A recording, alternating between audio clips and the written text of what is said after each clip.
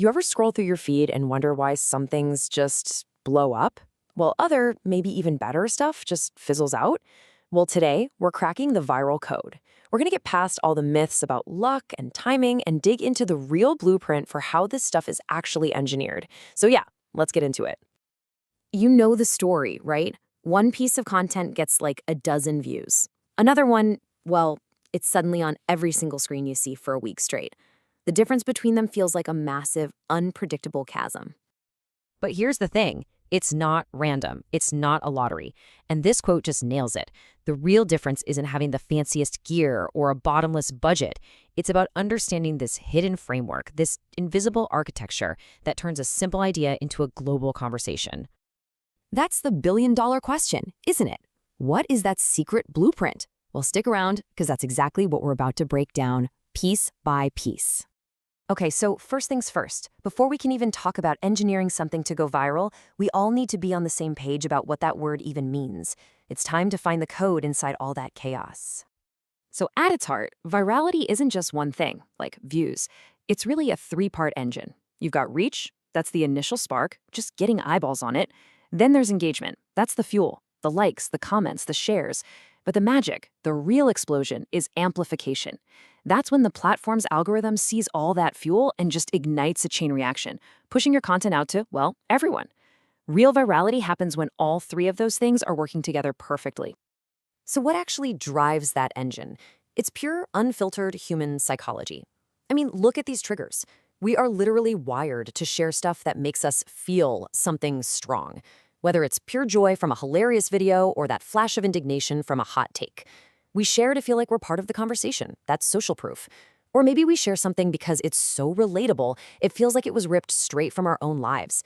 These aren't just random acts. They are predictable psychological buttons. And the new viral playbook is all about knowing exactly which buttons to push and when. And here's something you've really got to get. Viral doesn't mean the same thing everywhere. The definition totally changes depending on the platform. On YouTube, yeah, 1 million views is kind of the classic benchmark. But on Instagram Reels, virality is more relative. Getting, say, 10 times your follower count in views, that's a huge win. And then you have TikTok, where it's all about that share ratio.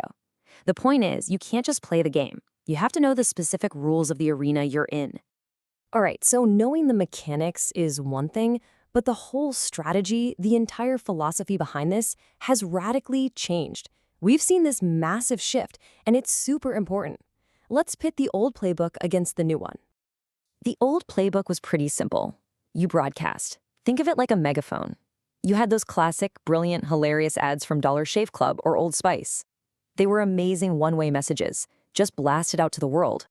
The goal was to just grab attention, even for a second. The new playbook, though, it's all about community. It's a conversation. The goal isn't just to be seen, it's to make people feel like they belong, to turn them from a passive audience into active participants.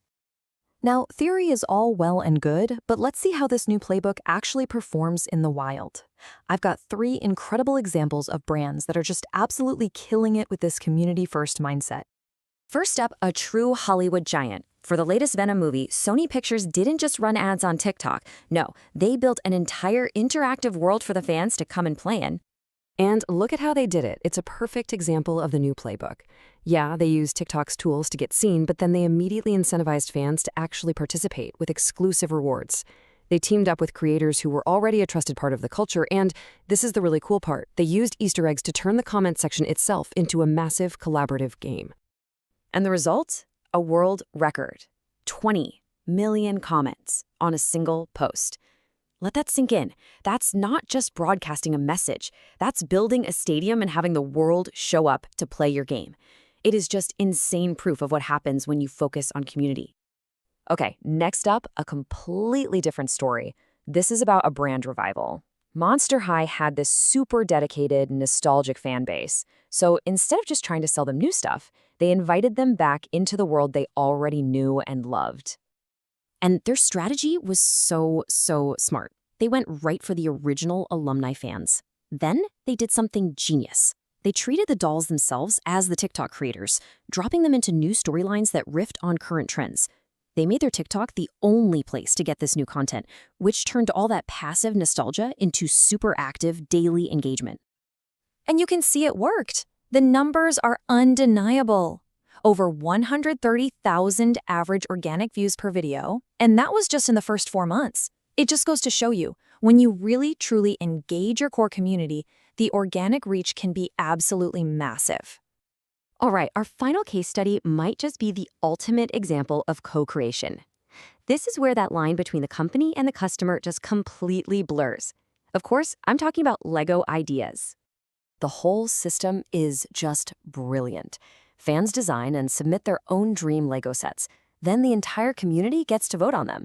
If an idea hits 10,000 votes, Lego's own internal team officially reviews it, and if it gets the green light, it actually gets produced and sold, with the original fan creator getting credit and a cut of the profits. This simple process completely flips the script. It's a game changer. It transforms someone who just buys a product into someone who helps create the product. This isn't just clever marketing. It's a whole system that turns your biggest fans into your best innovators. So what does this all add up to? What's the bottom line? This whole shift from just chasing views to actually building a community, it isn't just a nice-to-have feel-good strategy. It is a serious, hard-nosed business advantage. I mean, just look at the data. The payoff is real, and it is huge.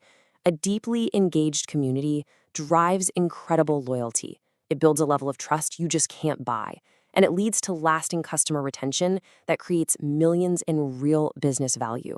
We're moving way beyond the vanity metrics of one viral hit and into building something that lasts.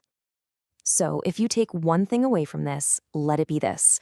When you stop thinking about how to market at people and start thinking about how to build a space for them, that community becomes the most powerful, the most authentic, and the most effective marketing engine you could ever hope for. And that just reframes everything, doesn't it? The job is no longer to try and force something to go viral from the top down. The real goal is to create something so good, so valuable, so ingrained in the community's identity that they are the ones who decide to make it go viral for you. So I'll leave you with this final thought. It's not about what you can broadcast to your audience anymore. The real question, the one that matters, is what can you build with them? So what could you co-create?